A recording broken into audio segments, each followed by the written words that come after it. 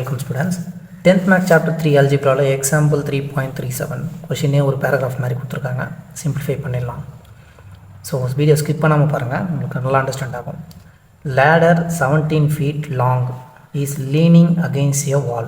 ஒரு ladder இருக்குது. ladderனா என்ன? ஏணி. ஓகே, இந்த ஏணி இருக்குது. இது வந்து 17 feet இருக்குது. இந்த ஏணியோடைய லென்த் வந்து 17 feet. லீனிங் அகெயின்ஸ்ட் எ வால்ன்றாங்க. வால்னா என்ன? ஒரு செவரு. சரி, ஒரு செவரையும் வரைஞ்சிப்போம். வரைஞ்சிட்டு இந்த ஏணியை இங்கே சாய்ச்சிடலாம். இப்போ ஏணி இப்படி சாய்ஞ்சிருக்கு. ஏணி சாய்க்கணுன்னா நம்மளுக்கு என்ன வேணும்? தரை கண்டிப்பாக வேணும், ஒரு பேஸும் வேணும். ரைட்டுங்களா? இது லேடர், இது வந்து வால். வெர்டிக்கலாக வால் வரைஞ்சாச்சு. And floor from the bottom of the wall to the ladder form right angle triangle. இந்த லேடரும் இந்த ஃப்ளோர் கீழே இருக்கிறதும் இந்த வாலை மூணும் சேர்த்து என்ன ஆகுதுன்னா ஒரு ரைட் ட்ரையாங்கிள் க்ரியேட் ஆகுதுலாம். சரி, ஓகே, ரைட் ஆங்கிள் க்ரியேட் ஆகுது.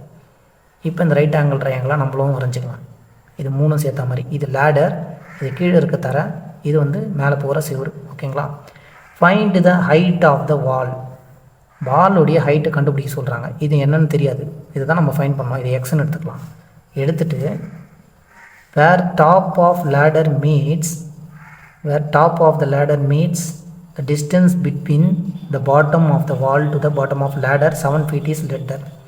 ஓகே, இங்கே என்ன கொடுத்துருக்காங்க கரெக்டாக பாருங்கள். Height, find the height of the wall. வாலுடைய ஹைட்டை கண்டுபிடிக்கணும். where top of the ladder meets, எந்த இடத்துல வந்து இந்த லேடர் இந்த வாலில் மீட் பண்ணுதோ அது வரைக்கும் இருக்கக்கூடிய வாலுடைய ஹைட். மொத்த வாலையும் கண்டுபிடிக்க வேண்டாம். இந்த லேடர் வந்து போயிட்டு எந்த இடத்துல இந்த வாலில் வந்து டச் ஆகி நிற்கிதோ அது வரைக்கும் இருக்கக்கூடிய ஹைட்டை கண்டுபிடிங்க அப்படின்றாங்க. Okay, next distance between bottom of the வால்னால் இதுதான், இதோடைய பாட்டம் இங்கே இருக்குது. Okay, distance between bottom of the வால்லிருந்து to the bottom of the ladder இங்கே இருக்குது. ஸோ இதுலேருந்து இந்த டிஸ்டன்ஸ் என்ன சொல்ல வராங்க? 7 feet less than height of the wall. இந்த ஹைட்டில் இருந்து 7 feet கம்மியாக இருக்குமா? லெஸ் தென் வாலுடைய ஹைட்டுன்னு சொல்லியிருக்காங்க. 7 feet less than height of the wall. Now இப்போ இதுதான் டிஸ்டன்ஸ் அதிகமாக இருக்கக்கூடியது. இந்த சைடு ஹைபாட்டனியூஸ், இது அட்ஜசன்ட், இது ஆப்போசிட். இல்லை இது ஹைபாட்னியூஸ் வச்சோன்னா மற்ற ரெண்டு சைடும் நம்ம ஸ்கொயர் பண்ணும்போது ஆஸ் பர் த பித்தாகரஸ் தியரமில் நமக்கு கிடச்சிரும். ஃபஸ்ட்டு என்னென்ன டேட்டா இருக்கோ அதெல்லாம் எடுத்து எழுதிக்கலாம். சொல்யூஷன் இவன் என்ன கொடுத்துருக்காங்க? இப்போ நம்ம என்ன பண்ணுவோம்? இதை ஏன்னு எடுத்துப்போம், இதை பின்னு எடுத்துப்போம், இதை சின்னு எடுத்துப்போம். இந்த ஏசி தான் லேடரோட லென்த்து. இந்த பிசின்றது கீழே இருக்கக்கூடிய அந்த டிஸ்டன்ஸ் பிட்வீன் த வாலுக்கும் இந்த லேடரோடைய கீழே இருக்கக்கூடிய பாயிண்ட்டுக்கும். இந்த ஏபின்றது தான் வால். நமக்கு என்னென்ன இருக்கோ அதெல்லாம் எடுத்துக்கலாம். That the height of the wall, first என்ன பண்ணணும்? ஹைட் ஆஃப் த வால், அந்த சோறுடைய ஹைட் ஆஃப் வால் இஸ் வந்து என்னென்னு எடுக்கணும்? ஹைட் ஆஃப் த வால்னால் ஏபி, அதை ஏபி எடுத்துக்கலாம். அது என்னன்னு தெரியாது, எக்ஸு. இங்கே நமக்கு கொடுத்துருக்க மெஷர்மெண்ட்ஸு நம்ம பார்க்கும்போது எல்லாமே ஃபீட்டில் இருக்குது. ஓகேங்களா? அதனால் எக்ஸ் ஃபீட்னு எடுத்துப்போம். அடி, அது 7 அடி 17 அடின்னு சொல்லியிருக்காங்க. அடுத்ததாக என்ன டேட்டா இருக்குது நமக்கு? இந்த பிசி அப்படின்றது என்ன? Distance between the wall end, வாலோட எண்டிலிருந்து டு த எண்ட் ஆஃப் லேடர்னால் இந்த லேடருடைய எண்டு, இது வரைக்கும் வந்து பிசின்னு எடுத்துப்போம். இந்த பிசின்றது நமக்கு என்னென்னா x-7 தெரியும். அண்ட் ஏசி இதை வந்து என்ன கொடுத்துருக்காங்க? 17 feet. முன்னாடியே சொல்லியாச்சு, இந்த லேடர் வந்து 17 அடி. இப்போ இது வந்து 17 feet. இந்த ஏசி வந்து நம்ம என்ன பண்ணுவோம்? 17 feet. இது x-7 feet. நவ் இந்த ஏசி அப்படின்றது என்னென்னா வாலோடைய எண்டிலிருந்து எண்ட் ஆஃப் லேடருடைய end of the ladder at wall to base, அதுலேருந்து இது வரைக்கும் அப்படின்னு ஏசின்னு எடுத்துப்போம். நமக்கு என்ன தெரியும்? பை பித்தாகரஸ் தியரமை இப்போ யூஸ் பண்ணணும். பை பித்தாகரஸ் தியரம் ஒரு ரைட் ஆங்கிள் ட்ரையாங்கிளில் இப்படி ஒரு ரைட் ஆங்கிள் ட்ரையாங்கிள் இருக்குது. இது ஏசி, இது பி, ஏசிபி. இதுதான் வந்து லாங்கஸ்ட் சைடு. இந்த சைடை ஸ்கொயர் பண்ணும்போது கிடைக்கக்கூடிய ஆன்சர் மற்ற ரெண்டு சைடையும் ஏபியையும் ப்ளஸ்ஸு பிசியையும் ஸ்கொயர் பண்ணி ஆட் பண்ணுற ஆன்சர்ஸாக இருக்கும். இந்த ஹைபாட்டனியூஸை ஸ்கொயர் பண்ணி வரக்கூடிய ஆன்சர் இந்த ரெண்டு சைடையும் ஸ்கொயர் பண்ணி ஆட் பண்ணால் வரும். இப்போ நமக்கு ஏசி என்ன 17 ஃபீட்டு. இந்த 17 ஸ்கொயர் பண்ணிக்கோங்க. ஈக்குவல் டு ஏபின்றது என்ன எக்ஸு, எக்ஸை ஸ்கொயர் பண்ணிக்கோங்க. ப்ளஸ்ஸு பிசின்றது என்ன எக்ஸ் மைனஸ் 7. எல்லாத்தையும் ஸ்கொயர் பண்ணி சால்வ் பண்ண வேண்டியது தான். இங்கே 17 ஸ்கொயர், 17 ஸ்கொயர் பண்ணோன்னா நமக்கு 17 × 17, 7 7s are 49, 4 7 1s are 7 + 4 11 ஆகிடும். 1ஆல் 17 மல்டிப்ளை பண்ணால் 17, இங்கே 8 2 289. now ஈக்குவல் டு இங்கே எக்ஸ் ஸ்கொயர் ஆகிடும். இது a - b the whole square. X minus 7 square பண்ணணும். a ஸ்கொயர்னால் எக்ஸ் ஸ்கொயர் -2 × a ஓட வேல்யூ எக்ஸு, b ஓடைய வேல்யூ 7 ப்ளஸ் b ஸ்கொயர்னால் 7 ஸ்கொயர் பண்ணால் 49. எக்ஸ் ஸ்கொயர் -2 7x,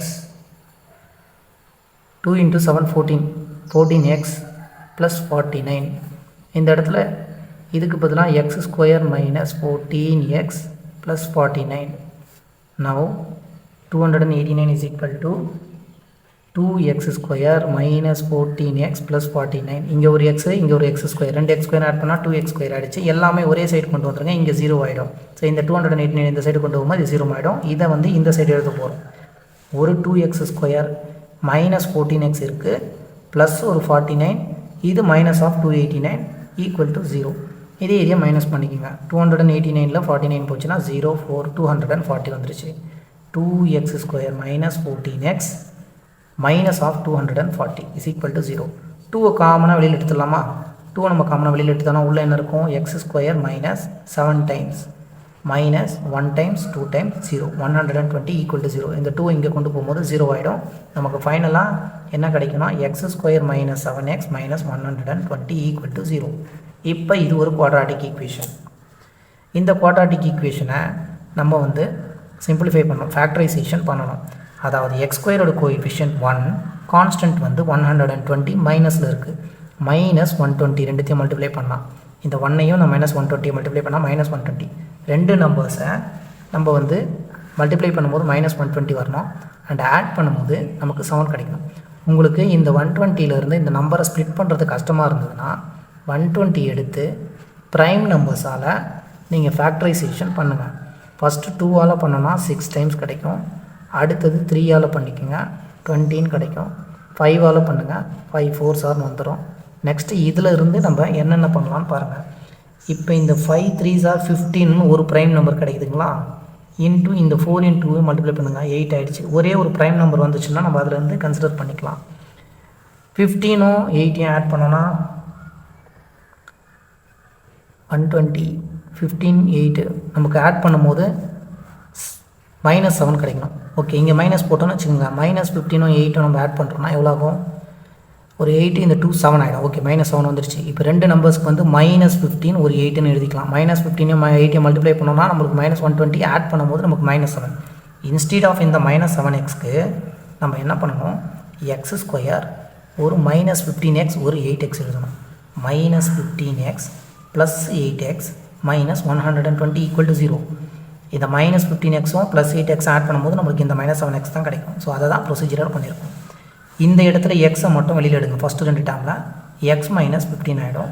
ப்ளஸ் இங்கே 8 வெளியில் எடுக்கலாம். So 8 1s are 8, 8 5s are 40. இதே சேம் எக்ஸ் -15 உள்ளே கிடைக்கும்.